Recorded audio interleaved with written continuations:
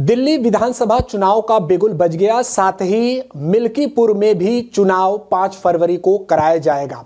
अब इसको लेकर बीजेपी, समाजवादी पार्टी जो अपने सियासी समीकरण हैं वो साधने में जुटे हुए हैं। हमारे साथ समाजवादी पार्टी के कद्दावर नेता, चंदौली से सांसद बीरेंद्र सिंह जी हैं, हम उनसे बात करेंगे। आप लोगों ने दिल्ली में तो आम आदमी पार्टी को समर्थन दे दिया बीरेंद्र जी, लेकिन जुबानी जंग वहां पर तेज है। रमेश बिदूड़ी ने जिस प्रकार से बयान दिया है प्रियंका गांधी पर, फिर उसके बाद दिल्ली के मुख्यमंत्री आतिशी जी पर, क्या कहेंगे, इस बयान को कैसे देखते हैं?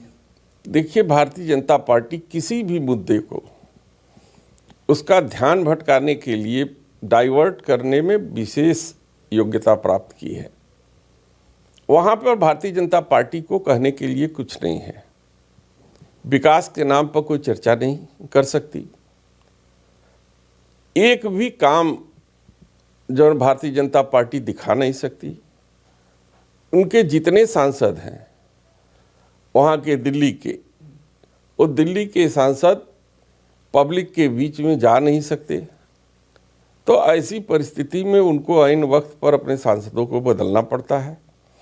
और साथ ही साथ आज केजरीवाल के सामने जो कैंडिडेट उतारे जा रहे हैं, वो कैंडिडेट उसी भाषा का प्रयोग करने के नाते उनको राज्यसभा की टिकट से वंचित कर दिया गया था। तो जब वो कांग्रेस के हमारे एक मानी सांसद को सदन के अंदर भद्दी भद्दी गालियां दे सकते हैं, तो उस दिए हुए गाली के पारितोष में विधानसभा का टिकट दे दिया गया और उनका मन और बढ़ गया। जब उनका मनोबल और बढ़ा, उनको लगा कि हमको गाली देने से ही हमको फायदा है, तो वो पहले श्रीमती प्रियंका गांधी को टारगेट करके उन्होंने गाली दिया, अपने को लालू जी से बराबरी करने की कोशिश की। दूसरा, जब वहाँ प्रियंका जी से माफ़ी मांगे तो उसके बाद दिल्ली की मुख्यमंत्री, महिला मुख्यमंत्री को टारगेट करके उसके जाति पर जो सवाल उन्होंने खड़ा किया, ये सवाल बहुत ही निंदनीय है और क्षमा के योग्य भी नहीं है। तमाम ऐसे उदाहरण हैं कि जिसमें कन्याओं की जाति कोई नहीं पूछता।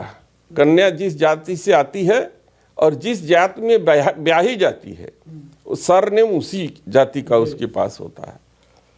तो शायद वो अगर बीजेपी में हैं, हमारे पौराणिक इतिहास पढ़े होंगे, तो उनको ये शब्द कहना भी नहीं चाहिए। तो इस तरीके की जो परंपरा है वो भारतीय जनता पार्टी करती आई है, और केवल मीडिया माइलेज लेने के लिए जो है कि काम को लोग न पूछे, इन्हीं बातों पे चर्चा करें, इसके लिए ये सब तरह तरह के हथकंडे अपनाती है। अयोध्या के मिल्कीपुर सीट पर भी नज़र है, 5 फरवरी को वहाँ पर वोटिंग होगी।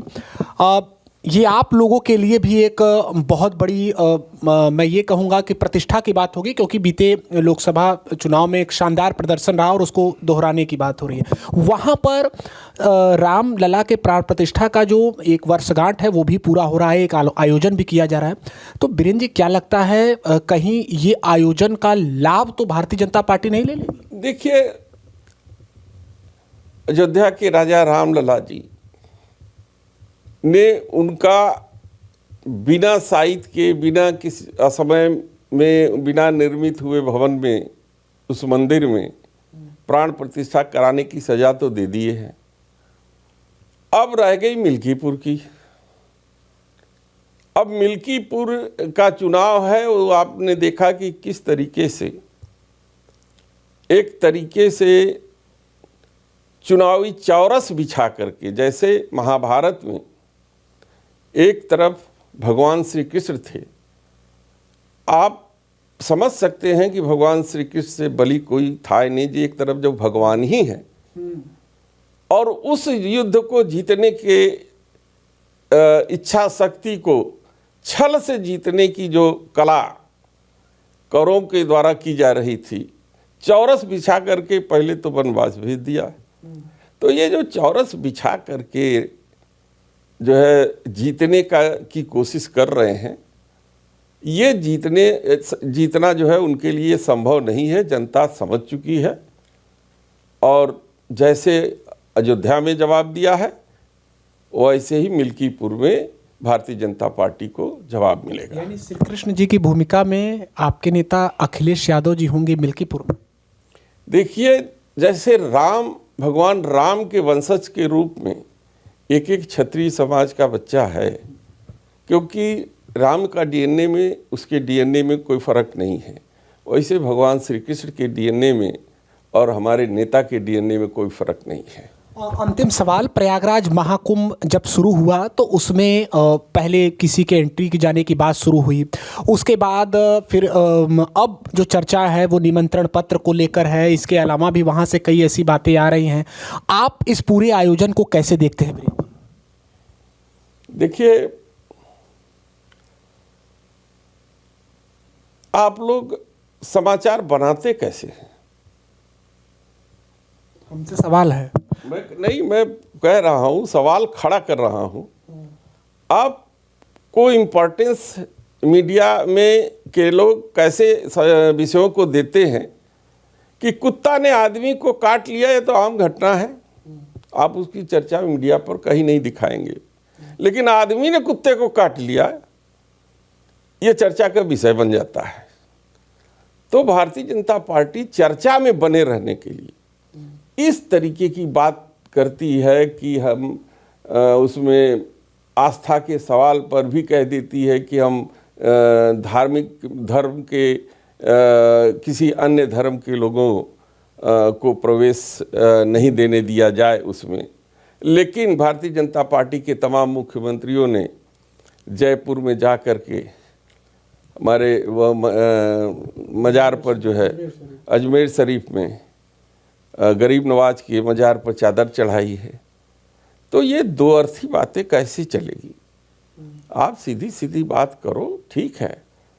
मैं भी चाहता हूँ कि प्रयाग कुंभ में करोड़ों करोड़ भारतीयों की आस्था जुड़ी है।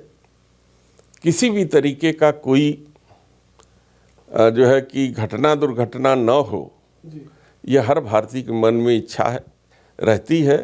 वो चाहे हिंदू हो, मुसलमान हो, सकुशल धार्मिक अनुष्ठान संपन्न हो, ये सबकी इच्छा है और सब चाहते हैं।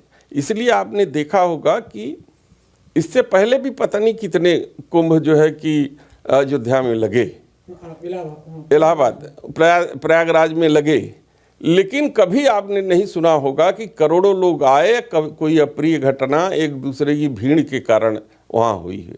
वो लोग आस्था से जाते हैं चुपचाप। अगर किसी को कोई दिक्कत होती है तो लोग एक दूसरे की मदद भी करते हैं और एक आस्था के सैलाब में सरोबार होकर के वो पुण्य का डुबकी लगाते हैं और वहाँ से निकल करके अपने घरों को आते हैं। आस्था से भी ऊपर कोई व्यवहार नजर आ रहा है क्या वहाँ पर किसी का? वो प्रचार करने का एक तरीका है कि आप कैसे मीडिया में दिखाओगे। या तो विज्ञापन के जरिए दिखाओगे तो पैसा मांगोगे, और या तो फिर कोई इस तरीके की बात कह दिया जाए जैसे विदुड़ी जी कह दिए, तो आप दिन भर चला रहे हैं, एक हफ्ता से चला रहे थे। स्वाभाविक है, यहाँ पर संसद में बैठने वाली एक महिला का सम्मान की बात है वीरेंद्र जी, इसलिए सवाल पूछना जरूरी है। और चाहे सत्ता दल की बात हो या विपक्ष की बात हो, सवाल पूछना ही हमारा काम है। इसलिए हम स्वाभाविक है कि आखिर सवाल पूछना आपका गलत नहीं है, लेकिन ये सवाल लगातार इसलिए बना है कि ये विषय लोगों को या जो प्रश्न जो जिस तरीके से बेइज्जती जो है कि विदुड़ी जी ने किया है, वो कल्पना कोई आम नागरिक नहीं कर सकता था कि एक सांसद रह चुका, विधायक का प्रत्याशी होने वाला एक नेता कोई अपने सहयोगी साथी के खिलाफ इस तरीके की टिप्पणी करेगा, बयानबाजी करेगा अपमानजनक। वो जब उसके सोच के विपरीत जब कोई घटना घटती है तो वो चर्चा का विषय हो जाता है, और वो चर्चा चलाने के लिए भारतीय जनता पार्टी के लोग इस तरीके का अंजाम देते हैं। शुक्रिया बातचीत के लिए। तो तमाम विषयों पर चंदौली से सांसद वीरेंद्र सिंह ने बातचीत की। For exclusive and insightful videos, subscribe to our new channel ABP Live Premium.